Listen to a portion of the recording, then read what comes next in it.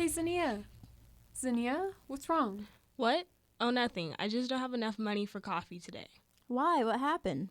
Well, I loaned my boyfriend $500 a month ago to buy a Supreme hoodie, and he still hasn't paid me back. Oh my gosh, that's awful. Yeah, I really wished I had listened to a good podcast that would have warned me about this. Well, lucky for you. I think I know the perfect one. Check this out.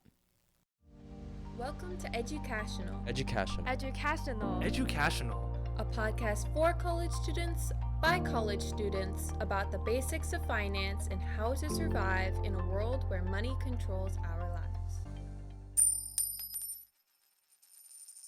We are your hosts, Savannah, Zenia? not to mention our super awesome reporter, Gabby. Hey guys, I hope you all enjoyed today's episode, The Supreme Scandal.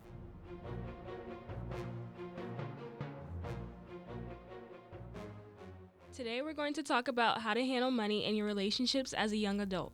So we know why this topic might be important for Zenia specifically, but why else would we want to know about this? What do you think, Savannah? Well, personally, I want to have a better relationship with my boyfriend. I kind of feel bad for him. He spends a lot of money buying me food. Well, I guess we know the way to your heart. Very funny.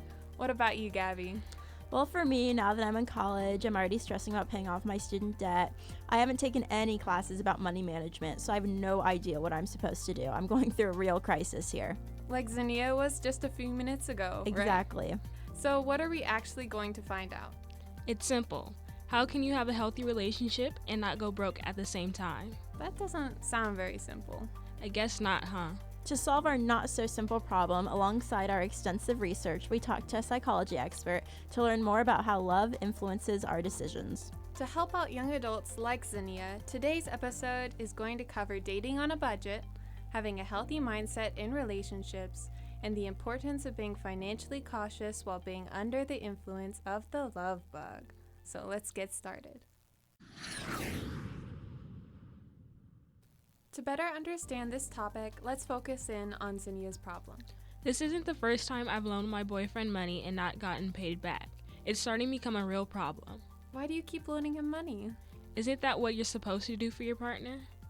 I don't know. I think it depends. Let's ask our reporter Gabby if she can find the answers to that question as she talks to a psychology professor at Maranatha High School. Hey guys, I'm here with Kristen Johansson. So how does love affect decision making?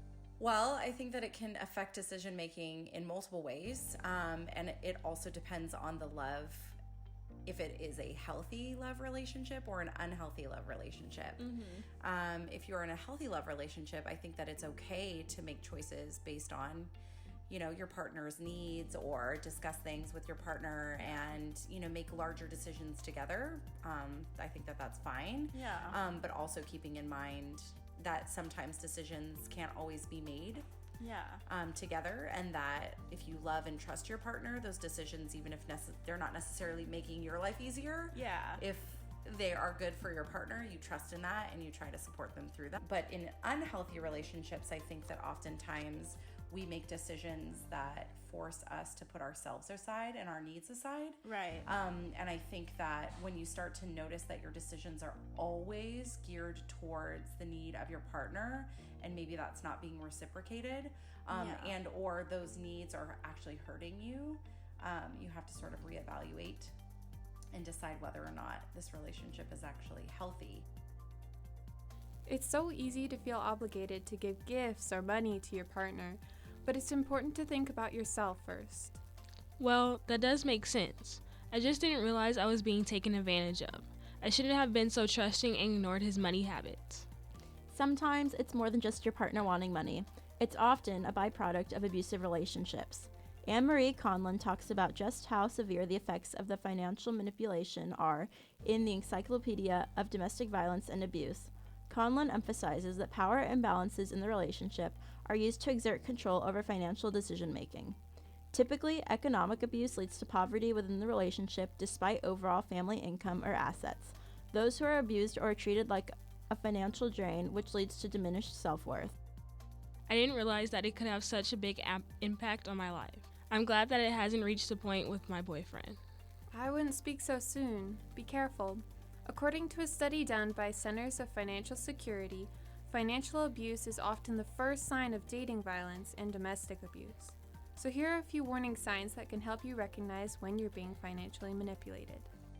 That if you start to notice that, like, every single time that you go out with someone, oh, I forgot my wallet. Yeah. Oh, you know what? I just don't have enough money this time. Or, Right. oh, babe, I'll get you next time. And it just seems to be consistent. Yeah. Every time that you fork over the money, that's sort of like assuring that person that they're going to be able to rely on that and will continue to take advantage of that if you allow that to happen. Yeah. Maybe the case is that he doesn't have or she doesn't have enough money to pay for whatever. Well, then that should be discussed up front. And then you guys can make decisions about what you're going to do with your time that's not going to put the burden of the financial responsibility on you. There should be some understandings about things. Like with my friends, we don't really worry too much about like who's going to grab the bill for dinner, like if we're getting coffee, if we're going to go get drinks together. Like, oh, I'll get this because there's an understanding amongst us as a group that next time one of you is going to get it. Yeah. And it just works out that way. Yeah. It just becomes unhealthy and manipulative when one person, whether it be your partner or your friend, is always asking you to provide that, and then it becomes always part of that conversation that you're having. It's always about, oh, I can't afford this and I can't afford that and I can't do this and I can't do that, where it almost feels like they're asking you to give you money. Like, I think it's normal to talk about finances, but not to that degree. Well, I wish I knew that. Seems kind of obvious now. I liked him so much that I didn't even see he was manipulating me. It really was an unhealthy relationship. It's okay. Many people make this mistake. One of my college friends told me about this one time where she went on a date with this guy and it wasn't good. By the end of the meal, he told her he forgot his wallet. She didn't mind until she realized he would forget it the next 2 dates as well. She decided that they wouldn't be a very good match after all. Anyways, what's done is done. Now, didn't I see you walking with Jake over at State Farm yesterday? Oh my gosh, don't tell them that. I know you don't have much money right now, but maybe you guys can find some ways to get to know each other. Well, maybe. Hey, maybe Gabby has some good ideas. Let's ask her. So, what are some fun things to do in SoCal that don't really cost that much money? Number one, the observatory. The Griffith Observatory. Yes. I've been wanting to It's go there. so fun and beautiful and romantic. Yeah. And just like a sweet time that you can, well, and also with the Griffith Observatory, there's a hiking trail that you can go on. You could do something super cheap, like get a picnic basket and like have dinner or lunch or whatever packed up, and you take it up, you drive up to the Like Griffith a little Observatory. picnic. Yes. That and is you so go cute. to the Griffith Observatory, and it's super, super, like, well, first of all, to go there is free. Yeah. But if you wanted to go inside and actually view, like, they have, like, the whole star show and, like, all that stuff, that's really, really cheap, too. You could do that very, very frugally. I think another thing that's actually, like, really fun and cute, which isn't crazy expensive, is if, like, you together have a zoo pass. That's cute. Yeah, and it's like it's very inexpensive to get a 1-year pass, and like you can just go, you can board and be like, I want to go see the meerkats. Yeah, I like, want to go see the meerkats too. Yeah, let's and go you look just at go an hang out elephant at the or zoo, something. and they have like shows there, and stuff like that. And that don't they have like in the wintertime the Christmas lights? It's so pretty and cute and beautiful, and you can go to the beach. Yes. And just like sit on the beach Just together, vibe, listen to music, tan, yes, and just like have a fun little packed meal together. This is really cute. Yeah, I feel like that kind of stuff is so simple, but so like fun, and I feel like it's a nice time to connect. You're connecting with nature, and you're connecting with each other. Well, I feel like it's also like a lot easier to like get to know someone when there's less distractions. Absolutely. You know, when it's like you can fully focus on them. Yeah. That actually sounds like a lot of fun. I might go and try some. Me too. It does sound really fun, but what would I do if it happens again? I think the first step is that when you offer to loan someone money, or they ask to have money loaned to them and you agree, the most important thing is that you have to, before you hand over the money, you have to have a date of that money back guarantee. So like, okay, you're paying them this much money to pay whatever it is. Right. You need to find out from them, when can you pay this back?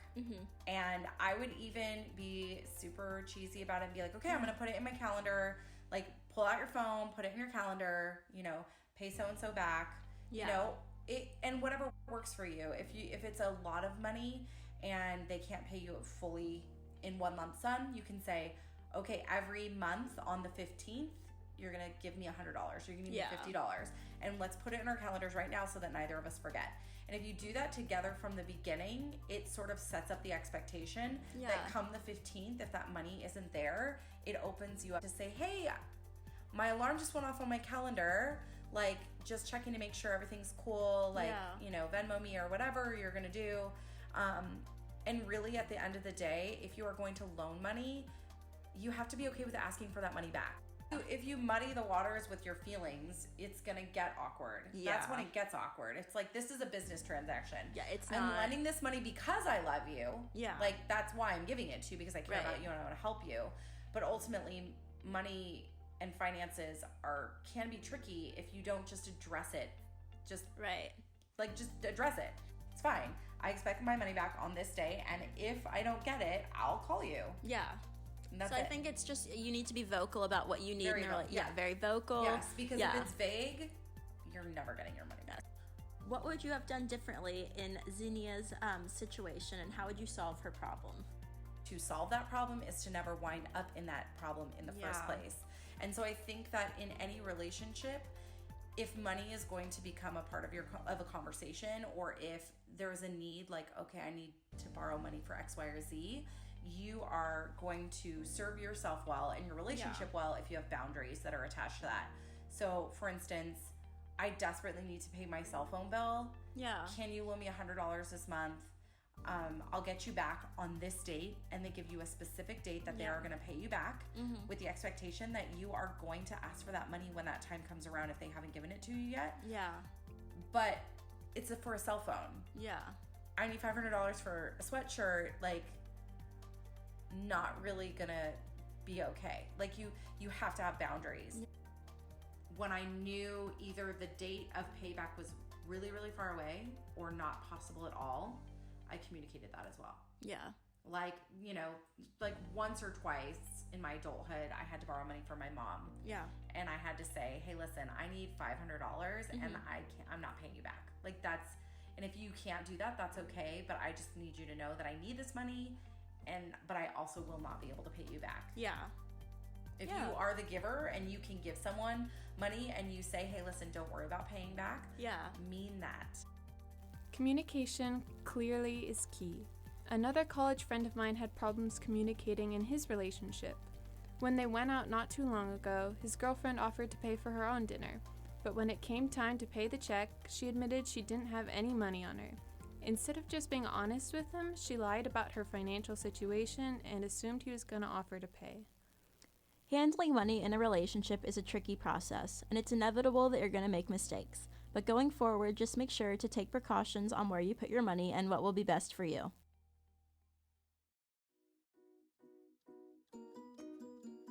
So, let's recap.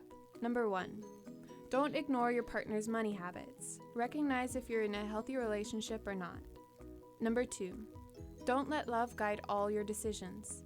Think about how your decisions will affect you. And number 3, focus on communication. It's the best way to make sure you and your partner are on the same page. Baby, you are so money and you don't even know it. Thanks for joining us on our Money and Relationships podcast. If you liked this episode, make sure to go check out our other educational podcasts. Like and subscribe, and we'll see you next time. Educational out.